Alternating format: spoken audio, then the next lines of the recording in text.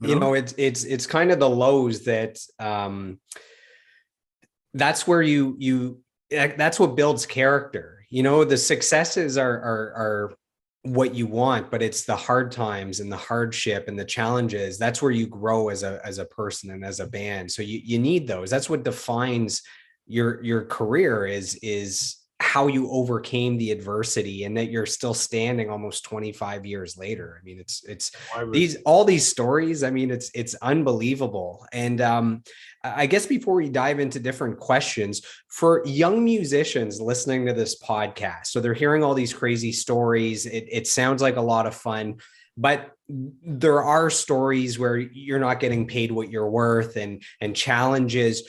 For those young musicians that have this burning desire in their heart to have a career in music, that it's for the love of music, and they believe that if they put in their time and they work on their craft and they develop a skill, they have something of value to offer, that they can find a way to make a living doing this. What advice would you guys give to those people to navigate these waters? Well, number one, we had a lady give us some very good advice years ago. And she said, you can, perfect your music and everything in your garage or wherever you're doing it, but just get out there and do it. Just go and do it. Whether you want to try stand-up comedy or whatever, just get on the stage and fail miserably, whatever, but just do it. And another thing, what we did, what made us successful, because you have to think, for starters, we think that we're an interesting story because we play an unpopular instrument. When you turn the radio on, tell me how many times you hear the bagpipes. So we had to make a home for ourselves. But the one thing that we did is we went out and we approached, the Irish Rovers. Well, Rob just got talking to them, and again, being friendly. And next thing you know, we're playing with the Irish Rovers for free, because this is an opportunity for you. You don't get paid for this. But you're cutting your teeth. You're cutting your teeth, and this building is a huge your bio. Opportunity. So we're getting to play Hamilton Place and these big gigs with the Irish Rovers. And then the Irish Rovers gave us, a mark on our card that we went up to John McDermott one day and we were talking with John. And next thing you know, we have credibility because we played with the Irish Rovers. Well, then we're playing with John McDermott a lot.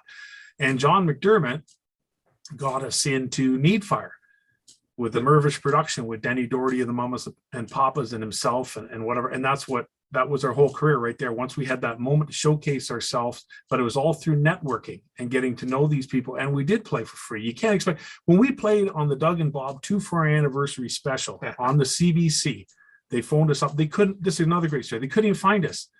The 3 Canadian stars, Ian Thomas phones up Murray McLaughlin because he'd seen us at Murray's house before. And he said, how could I contact the Campbell brothers? And Murray McLaughlin said, phone John McDermott. So they phone John McDermott.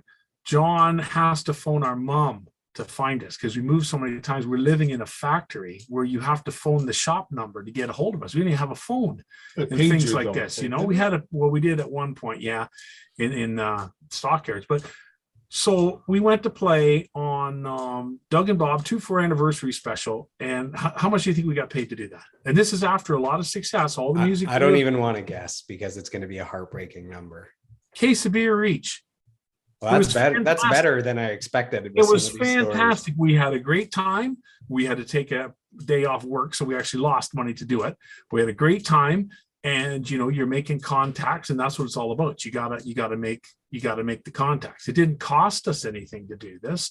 We missed some work. We didn't want to go to work anyway. I got to meet Gregory Hines that day because he was doing a Ritz commercial down the hallway, and I think that was who it was. He was a nice guy.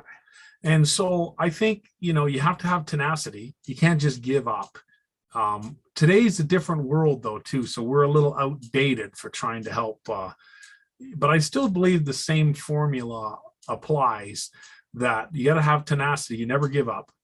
Don't be afraid to find your own wallet if you want to make it, too. Because Rob and I don't do what we did. We crippled ourselves financially and we overextended. So don't do that. Don't quit the day job. You need that day job doing what you don't want to do to have the money to do what you do want to do. If you don't have money, the wheels of the van can't tour.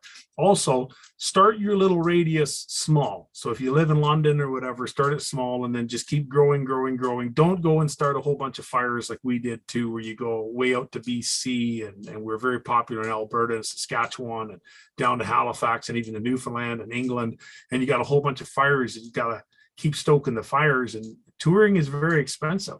So I'd say, start small and just keep expanding out, but don't get one of these big ideas of, we're going to tour across Canada. Don't do that. That will financially hurt you very badly. You also have to find a group of people that you can get along with. It's very important to have people that you are actually friends with, that you can get along with, and you have to surround yourself with good people. Yeah. And you have to be friendly. If you're not going to be friendly and nice to these people, somebody in the band has helps. to, that's like when you watch the documentary Hired Guns, and Alice Cooper talks about 3 years for a band member in his group is a long time. And it's like, wow, here's a legend and great music and all that good stuff. Then Rob Zombie comes in, which I'm not familiar with his music, but he's a legend. I know that. And he says, okay, there's 100 people that are qualified to play in my band that play guitar. Out of that 100 people, 50 people have the look and can actually play. And out of that 50 people, there's 3 that I actually can get along with and talk to.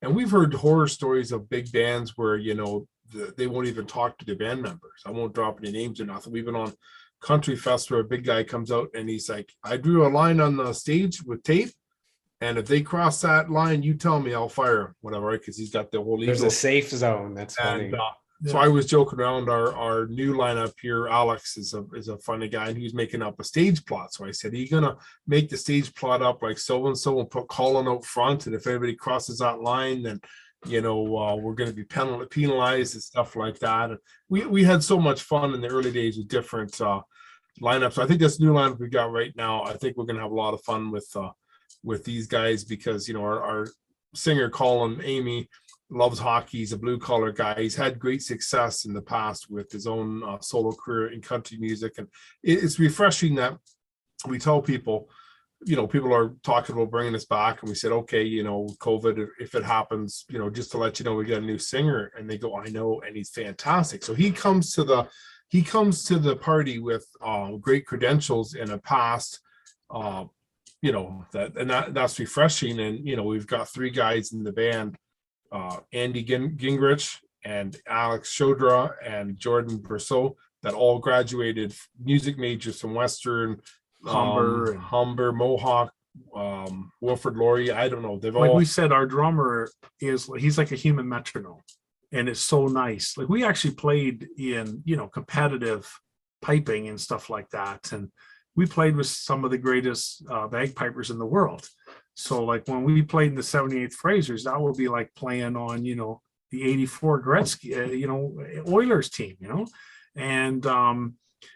and so right now playing with these guys, it's like, this is amazing, because like they're all so talented, and I think we're going to end up being better than we ever were, to be honest. But I'm excited for some upcoming dates. I mean, you probably had some stuff lined up, and now Ontario is just on lockdown. I mean, I can't walk into a restaurant and sit down. I can't go to the gym. Gym is shut down. It's it's tough. But when things open up again, you guys will hit the road.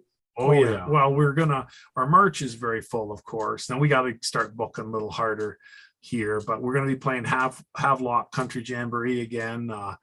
And we were supposed to play it last year, and Lucknow Music in the Fields and Boot Hill. And so we've got some pretty good festivals lined up for the summer. Kincardine Highland Games, of course, and there's an interesting one too, where Friday, Saturday, we come out and we got to be wild. We got to give them the juice, because we get put on like after the Trues in bands like this. And so, that's a tough gig to go on. They know how to put on a good show. I've seen them probably 5 times. They're amazing. Yeah, they're one of my, I'd say, one of my favorite, current bands of the day. They're fantastic. They're brothers there too, right? The McDonald brothers? Is that why And you like them? There's the brother connection. Well, that's how I'd always like to talk to. You talked about I Mother Earth earlier, and of The course, Tana brothers. Chuck, we knew Chuck because of the salads. salads and everything. But yeah, I'd love to talk to them because they were managed by the same manager. And when Edwin separated and went on his own, then our manager was still managing Edwin and picked us up. And so there are a couple guys we'd always like to, because we heard great stories about them, that they were guys that were smart about the business. They didn't throw their money around and waste it on stupid things. And I think they have stories of living in their rehearsal studio, which we have huge respect for. It's like when you actually pay your dues and, I really don't care about the bling bling, all that crap. I suppose it'd be all right, but I'm more interested in people than I am. You're not going to buy the new Michael Jordan on Nike hockey skates? Have you seen them? No. Is that real? Yeah, it's apparently that's limited edition. I saw it on Facebook the other day, and I'm like, this can't be real. So What I want to see is Michael Jordan actually skate in those to see. I wouldn't.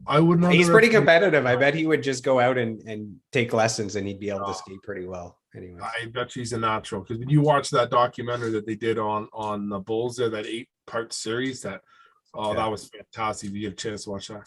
Yeah, he has a monomaniacal focus on one thing, which is what made him great. Yeah, that is a great word.